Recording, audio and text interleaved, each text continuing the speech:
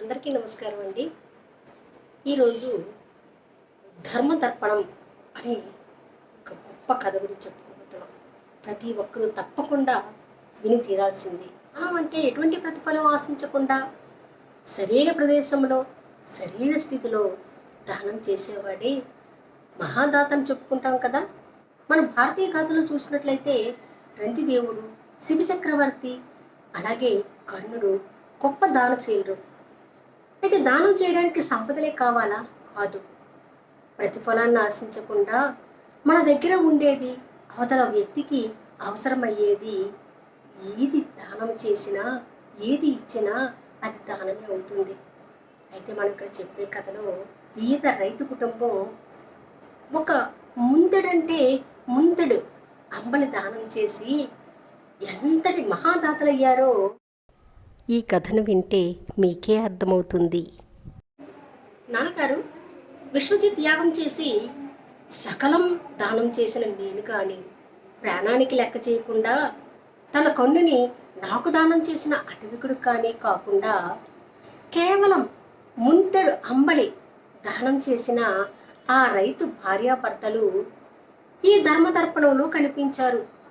రైతు భార్యాభర్తలు వాళ్ళెలా మహాదాతలయ్యారు? నాకు కాస్త ఇప్పుడు సందేహం తీర్చగలరా? అయితే ఎవరిని అడిగారో ఈ కథలోకి వెళ్ళి చూద్దాం. కళింగ రాజ్యానికి కీర్తికేతుడు అనే ఒక రాజు ఉండేవాట. అతను చాలా దాన ధర్మాలు చేసేవాడు. అంతేకాదు తాత ముత్తాతలు ఇచ్చిన ఒక విచిత్ర అద్దం ఉండేది. ఆ విచిత్ర దర్పణం ఒక యజ్ఞం చేయగా తన తాత ముత్తాతలకు దేవతలు ఇచ్చారని ప్రతీతి.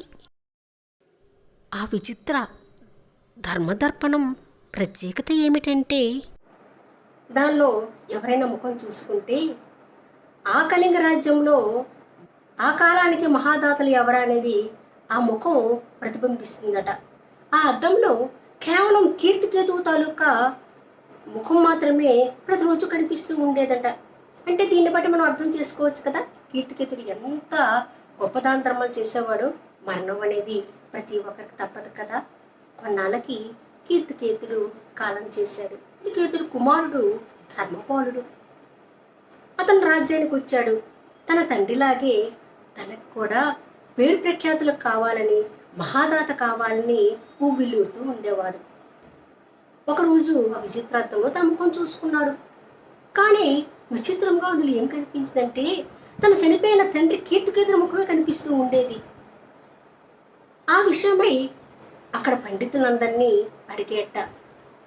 అప్పుడు ఆ పండితులు, ప్రభు, మీరు విశ్వజిత్ యాగం చెయ్యండి, దాని ద్వారా మీరు సర్వస్వం దానం చేసేవారు అవుతారు, అప్పుడు మీరు మహాదాతలు అవుతారు అని వాళ్ళు సలహా ఇచ్చారు. ఆ సలహా మేరకే ధర్మపాలుడు విశ్వజిత్ యాగం చేసి తన సర్వస్వాన్ని దానం చేశాడు. కేవలం ఒంటి మీద కట్టుబట్టలతో మిగిలాడు. అదే రోజు ఆ ప్రక్క గ్రామ ప్రజలు రాజు దగ్గరికి వచ్చి ఇలా ఫిర్యాదు చేశారు. ప్రభు, ఒక రుచిమరిగిన పులి అడవిలో గ్రామం మీద దాడి చేస్తుంది, దాని నుండి మమ్మల్ని రక్షించండి ప్రభు అందరూ వేడుకున్నారట. అప్పుడు ధర్మపాలుడు ఒక్కడే ఒంటరిగా గుర్రానికి అడవికి బయలుదేరాడు. పులి వచ్చే దారిలో ఒక చెట్టు దగ్గర మోట వేసి నిలబడ్డాడు. కొంతసేపటికి పులి వచ్చింది. వెంటనే తన కత్తితో పులి మీద దూకి ఆ పులితో వీరోచితంగా పోరాడి 2 ముక్కలు చేసేసాడు. పులి మరణించింది. కానీ ఆ పోరాటంలో తన కన్ను ఛిద్రమైపోయింది.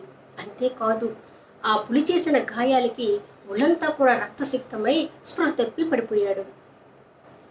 అదే దారిలో కొంతసేపటికి వెళుతున్న ఒక అటవికుడు వెంటనే దగ్గరికి వెళ్ళి అతడు ధర్మపాలుడిని గుర్తించి అతనికి సపర్యలు చేశాడు. అంతేకాదు ఆ కుడి కన్ను పూర్తిగా నలిగిపోయి ఉండడంతో చూసి, ఆ భక్తుడు తిన్నడు శివుడి కోసం తన కన్ను అర్పించలేదా, అలాగే నా రాజు కోసం, నా ప్రభువుల కోసం నేను నా కన్ను నడిపిస్తే తప్పేముంది అని తన కన్ను ఓడబెరికి రాజు యొక్క గుడ్డి కన్ను స్థానంలో దాన్ని అమర్చాడు. దానికి ఆకుపసరు పోసి కట్టాడు. కొంతసేపు అయిన తర్వాత ధర్మపాలుడికి స్పృహ వచ్చింది. జరిగింది తెలుసుకొని నిర్ఘాంతపోయాడు. ఎందుకింత సాహసం చేశావు అని అనగానే దానికి ఆ అటవికుడు నవ్వి, మహారాజా, మీరు మాకు 2 కళ్ళు లాంటి వారు. నాకు కన్ను లేకపోయినా పర్వాలేదు, కానీ మీకు మాత్రం ఉండాలి. అందుకే నా కన్ను నేను మీకు అర్పించాను. ఇందులో తప్పేముంది అని అటవికుడు సమాధానం చెప్పేట. అందులోకి ధర్మపాలుడు చాలా సంతోషించి, సరే, ఇప్పుడు నేను సర్వస్వం కోల్పోయిన వాణ్ణి, నా దగ్గర ఇవ్వడానికి ఏమీ లేదు. ప్రస్తుతం ఈ పులిగోళ్ళు, దాని యొక్క చర్మం నువ్వు తీసుకుని వెళ్ళు అని చెప్పాడు. అయితే అటవికులకి రత్నహారాలు కానీ మణిమాణిక్యాలు కానీ అవసరం లేదు. వాళ్ళకి పులిగోళ్ళు, పులి చర్మం ఉంటే చాలు. దాన్ని సంతోషంగా తీసుకెళ్ళిపోయాడు అటవికుడు. ధర్మపాలుడు ఇంటిదారి పట్టాడు. చాలా ఆకలిగా ఉంది. అంతలో ఒక చిన్న గ్రామం కనబడింది. ఆ గ్రామంలో ఒక రైతు కుటుంబం ఇంటి ముందు నిలబడ్డాడు. భార్యాభర్తలిద్దరూ తినడానికి సిద్ధంగా ఉన్నారు. ధర్మపాలుడు, అయ్యా, లోపల ఎవరున్నారు అని అడిగాడు. వెంటనే భార్యాభర్తలిద్దరూ కూడా లోపల నుండి వచ్చారు. మీకు ఏం కావాలి అని అడగగానే, నాకు చాలా ఆకలిగా ఉంది, తినడానికి ఏమైనా ఇస్తారా అని అడిగాడు ధర్మపాలుడు. వెంటనే ఆ భార్యాభర్తలిద్దరూ తినడానికి సిద్ధం చేసుకున్న ఓ ముంతుడు అంబల్ని తెచ్చి రాజుగారికి ఇచ్చారు. ధర్మపాలుడు దాన్ని వెంటనే గడగడా త్రాగేసి కాస్త స్థిమితపడ్డాడు. ఆ తర్వాత అలా నిల్చున్న భార్యాభర్తలిద్దరినీ, మీరు భోజనం చేయరేమి అని అడిగాడు. అయ్యా, మేము చాలా పేదవాళ్ళం, అల్లారితే పొలంలోకి వెళ్తే గాని మాకు గంజి రాదు, అందుకని రేపటిదాకా మేము వేచి ఉండాల్సిందే అన్నారు. నిర్ఘాంతపోయాడు ధర్మపాలుడు. అప్పుడు ధర్మపాలుడు ఇలా చెప్పాడు, రాజ్యాన్ని పరిపాలించిన మహారాజుని, నా పేరు ధర్మపాలుడు అని చెప్పగానే ఆ భార్యాభర్తలు ఎదురు గజగజ ఉనికిపోయి, అయ్యా, మహారాజుని తెలియక మేము ఏదో మా దగ్గర కాచుకునే అంబల్ని ఇచ్చాము, మమ్మల్ని క్షమించిన మహారాజా అనేసి కాళ్ళు మీద ఇద్దరు పడ్డారు. దానికి ధర్మపాలుడు చిరునవ్వు నవ్వి, మీరేం తప్పు చేశారని నా కాళ్ళ మీద పడతారు, మీరు నాకు ఆకలి తీర్చరు కదా అని అన్నాడు ధర్మపాలుడు. వారి యొక్క స్వభావానికి రాజుగారికి ఆనంద బాష్పాలు రాలాయి. ఇక మారు మాట్లాడకుండా గుర్రం ఎక్కి తిరుగు ప్రయాణం అయ్యాడు. చీకటి పడేసరికి అంతఃపురానికి చేరుకున్నాడు ధర్మపాలుడు. వెంటనే కుతూహలం కొద్దీ అద్దంలో తన ముఖం చూసుకున్నాడు. కానీ ఆశ్చర్యం, తన ముఖం కనబడలేదు. అలా అని అటవికుడి ముఖం కూడా కనబడలేదు. కేవలం అందులో తనకి అంబల్నిచ్చే భార్యాభర్తల ముఖాలు కనిపించాయి. దాని గురించి ఆలోచిస్తూ ఆ రాత్రి నిద్రపోయాడు ధర్మపాలుడు. ఆ రోజు రాత్రి అతనికి కల వచ్చింది.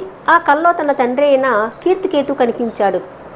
అప్పుడు తండ్రికి నమస్కరించి ధర్మపాలుడు, తండ్రి, విశ్వజిత్ యాగం చేసి సర్వం త్యాగం చేసిన నా ముఖం కానీ నీ యొక్క చావు కూడా లెక్క చేయకుండా తనకను నాకు అర్పించిన ఆ అటవికుడి ముఖం కానీ ఈ దర్పణంలో కనిపించలేదు.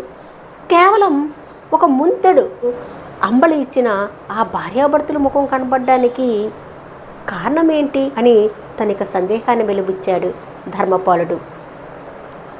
అప్పుడు కీర్తికేతు నవ్వి, నాయనా ధర్మపాల, నీవు మహాదాతవు, నువ్వు చాలా దాన ధర్మాలు చేశావు, నిజమే, నేను ఒప్పుకుంటాను.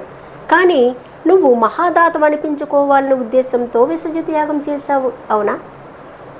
మరి అటవికుడు నువ్వు మహారాజుని ఉద్దేశంతో నన్ను సమర్పించాడు, అందులోకి నీవు అతనికి బహుమతి కూడా ఇచ్చావు. పేద రైతు భార్యాభర్తలు అంటావా? తిండి లేక వారి ప్రాణాలు పోతాయని కూడా లెక్క చేయలేదు. వెంటనే వారి దగ్గర ఉండే అంబల్ని నీకు ఇచ్చారు. అప్పుడు ధర్మపాలుడు అన్నాడు, మరి నేను మనసులో నిర్ణయించుకున్నాను కదా, సామంతను ఓడించాక వాళ్ళకి ఏదో కాస్త ధనం ఇవ్వాలని. కానీ నీవు అనుకున్న విషయం తెలిసి వారు దానం చేయలేదు కదా అని అది గ్రహించి ధర్మపాల అని కీర్తికేతు చెప్పి అదృశ్యమయ్యాడు. మరి మీకు ఈ కథ నచ్చిందా? నచ్చినట్లయితే ఒక లైక్ చేయండి, సబ్స్క్రైబ్ చేయండి, షేర్ చేయండి. వీక్షించినందుకు ధన్యవాదములు.